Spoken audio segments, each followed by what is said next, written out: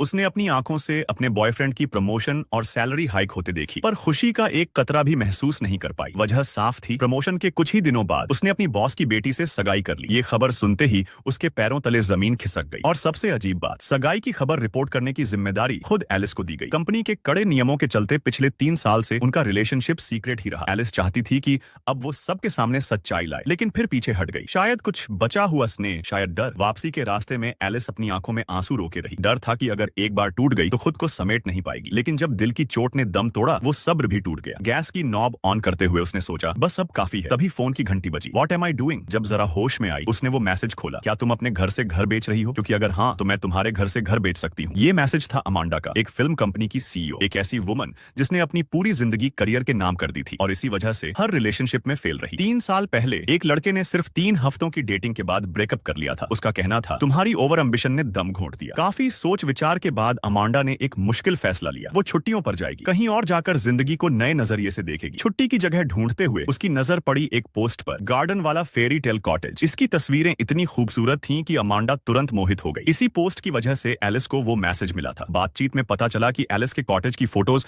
अचानक वायरल हो गई थी। सोशल मीडिया पर यह ट्रैवलर्स की ड्रीम डेस्टिनेशन बन चुका था। लेकिन एलिस को थोड़ी झिझक हुई, उसके कॉटेज में कोई एक्स्ट्रा रूम नहीं था। तभी मैरी ने एक गेम चेंजिंग आइडिया दिया, घर एक्सचेंज कर लेते हैं। इस आइडिया ने एलिस की डिप्रेशन में डूबी दुनिया में जैसे रोशनी भर दी। अमांडा का घर एक लग्जरी विला था, तो एलिस ने बिना देर किए हामी भर दी। दोनों ने हजारों किलोमीटर की यात्रा की, अलग अलग ट्रांसपोर्ट से, और कुछ दिनों बाद वो एक दूसरे के घरों में पहुंच चुके थे। जब एलिस ने अमांडा के विला का दरवाजा खोला तो उसकी आंखें फटी की फटी रह गईं। एक हॉल जो उसके पूरे घर से बड़ा था, गार्डन में ग्लिटर करता पूल और एक ओपन किचन जैसे कोई ड्रीम हाउस हो। 20 मिनट लगे उसे पूरा घर एक्सप्लोर करने में। थकावट ने आखिरकार जोश को हराया और वो सोने चली गई। वहीं एक गांव की लड़की जिसने कभी स्मार्ट होम नहीं देखा था, वो हर एक गैजेट को देखकर हैरान थी, पर मुस्कुराहट रुकी नहीं। अमांडा की सिचुएशन थोड़ी अलग थी। ड्राइवर ने उसे डेस्टिनेशन से 3 किलोमीटर पहले ही उतार दिया। बस मैडम